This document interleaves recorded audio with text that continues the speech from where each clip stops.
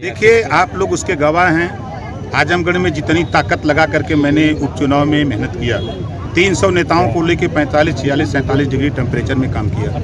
उसके बाद भी नेता को विश्वास नहीं, खाली अपने वोट पर विश्वास है। इसी आजमगढ़ में नेता आते हैं और जेल में बंद माननीय रमाकांत यादव जी से मिलकर चले जाते हैं। बगल के जिला जौनपुर में आते हैं और अपनी बिरादरी की तरही में जाकर मिल के चले जाते हैं। फिरोजाबाद जाते हैं, अपनी बिरादरी की तरही में चले जाते हैं। तो खाली यादव जी मरते हैं, पंडित जी नहीं मरते, बाबू साहब यादव जी, पटेल जी, राजभर जी, चौहान जी, मुसलमान जी नहीं मरते। अगर आप जेल में एक अपनी जाति से मिल रहे हो तो बरेली का विधायक भी जेल में बंद है, आजम खां जी भी जेल में बंद थे, तो उनसे क्यों नहीं मिलते? क्या दिखाना चाहते हो? यहाँ ये लोग नहीं रहते हैं। आप बताइए, आप जहाँ खड़े हैं, ये जिधर सत्ता उधर, ये हालत है आजमगढ़ में। आप दिखाना अपने, इस नाते हम कहते हैं। तो कितने दिन से यात्रा शुरू हुई, कितने दिन तक चलेगी? देखिए, 26 सितंबर से लखनऊ से यात्रा शुरू हुई और पहली रैली हम लोगों ने अंबेडकर नगर किया, दूसरा बनारस किया, तीसरा है। और ये 26 सितंबर से लगातार 27 अक्टूबर तक ये चलेगी और गांधी मैदान पटना में 27 अक्टूबर को समापन होगा। अच्छा ओम प्रकाश जी, सबसे बड़ा सवाल तो अब ये हो रहा है कि अपनों को छुरा भोग रहे हैं, स्वाभिमान पैदा हो गया, पार्टी बन गई। देखिए, दो चीज़ें हैं। आंदोलन अभाव में चलता है। जब आंदोलन चलाते समय किसी को भाव पैदा होता है, अहंकार आ जाता है। जब अहंकार आ जाता है तो पतन की ओर जाता है। ये है इतिहास, उससे कोई बात नहीं है। देखिए, एक मैंने रामायण में पढ़ा है, लक्ष्मण जी को लक्ष्मण शक्ति लगी, हनुमान जी संजीवनी बूटी लाने जा रहे थे, तो कालनेमी किसके द्वारा भेजा गया? सब लोग जान रहे हैं कि रावण के द्वारा भेजा गया। तो कालनेमी भेजा गया कि हनुमान संजीवनी बूटी न लेके आवे, लेकिन हनुमान जी बहुत चालाक हैं, कालनेमी को उलाट दिए।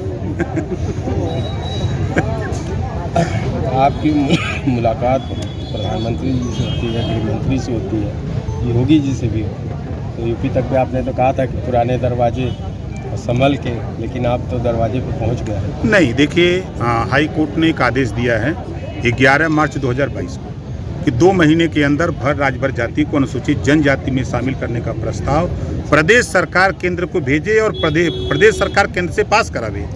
2 महीना बीत गया तो मैं मुख्यमंत्री से मिला, बात किया, तो उन्होंने कहा कि ऐसा है कि पूरा नकल निकाल के ले आओ तो बतावें। फिर मैं इसी बात को लेकर चला गया।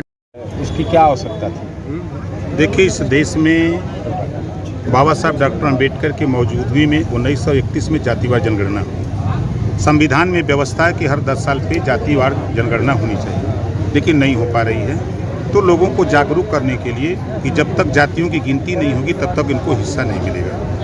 दूसरा, जब देश एक है, संविधान एक है, प्रधानमंत्री एक, राष्ट्रपति एक, तो फिर 2 तरह की शिक्षा देश में क्यों दी जा रही है? अमीर का बेटा का से कंप्यूटर, गरीब का बेटा का से कबूतर। और जब वही एग्जाम देने जाता है तो गरीब फेल हो जाता है, अमीर पास हो जाता है। इस नाते एक समान, अनिवार्य और फ्री शिक्षा के लिए हम इनको जागृत कर रहे हैं, सावधान कर रहे हैं कि आपके बीच में कोई नेता आवे तो उससे ये सवाल करो कि आप सत्ता में जब रहते हो तो आप इसको क्यों नहीं कानून बनाते हो? आप सत्ता में रहते हो तो गरीबों के इलाज फ्री में करने का कानून क्यों नहीं बनाते हो? आप सत्ता में रहते हो तो रोजगार परक शिक्षा के कानून क्यों नहीं बना देते हो, ताकि बच्चे पढ़ लिख करके रोजगार, बड़ी संख्या में बेरोजगार हो रहे हैं तो बेरोजगारी में गिरावट तो कम से कम हो। इन सब तमाम चीज़ों को लेकर के हम लोग जनता के बीच में इनको समझा रहे हैं कि आप नेताओं को भी समझाओ, उनको भी सावधान करो कि अगर तुम हमारी बात नहीं मानोगे तो फिर हम देखो सावधान हो गए हैं, तुमको भी सावधान खड़ा कर देंगे। इस बार सर हम तो हमेशा खिलाफे रहते हैं। आपने देखा भी होगा कि 18 महीना में हम इस्तीफा दे के चले आए, है ना?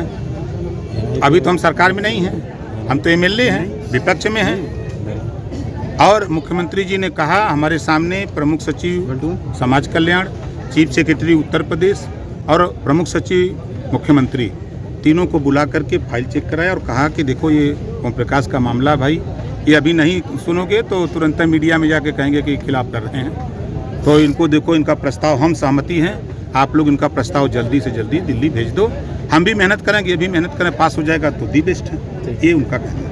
कहावत दिखाई जाएगी 24 के बाद सारे पानी है। बरसात होता है तो कुल पानी इक्का हो जाते हैं। धन्यवाद। अगर आपको हमारी चैनल की खबर पसंद आई हो तो चैनल को लाइक, सब्सक्राइब और शेयर जरूर करें।